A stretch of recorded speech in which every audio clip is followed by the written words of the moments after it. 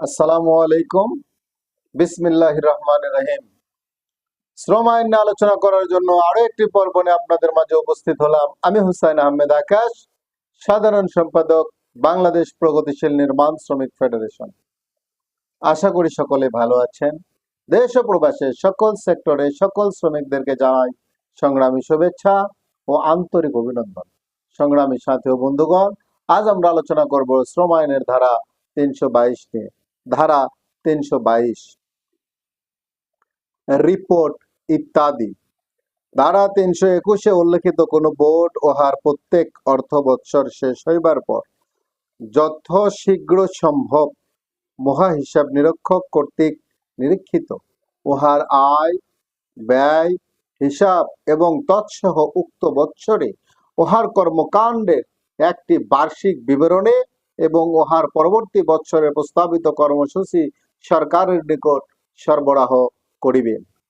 সরকার বোর্ডের নিকট হইতে নিম্নলিখিত তথ্য বা দলিল দস্তাবেজ তলব করিতে পারিবে এবং বোর্ড ইহা সরবরাহ করিতে বাধ্য থাকিবে, যথা কোনো রিপোর্ট, বিবরণী, আনুমানিক হিসাব, পরিসংখ্যান অথবা বোর্ডের নিয়ন্ত্রণাধীন কোনো বিষয়ে অন্য কোনো তথ্য।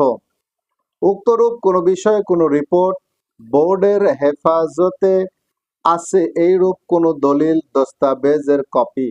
সংগ্রামী সাথী ও বন্ধুগণ, অত্যন্ত গুরুত্বপূর্ণ একটি বিষয় নিয়ে আজ আমরা আলোচনা করলাম। আশা করি সকলে বুঝতে পেরেছেন। দেশের প্রচলিত আইনের প্রতি শ্রদ্ধাশীল হয়ে এদেশের সকল শ্রমিক এবং মালিকদেরকে শ্রম আইন মেনে চলার অনুরোধ রেখে সকলে সুস্বাস্থ্য দীর্ঘায়ু কামনা করে আমার নিজের জন্য দোয়া চেয়ে নিয়ে এই পেজের ভিডিওগুলো বেশি বেশি শেয়ারের মাধ্যমে এদেশের কোটি কোটি শ্রমিকদেরকে শ্রম আইন সম্পর্কে বোঝার জন্য, দেখার সুযোগ করে দেওয়ার জন্য অনুরোধ রেখে আজকের পর্ব এখানে শেষ করছি। আসসালামু আলাইকুম, আল্লাহ হাফেজ।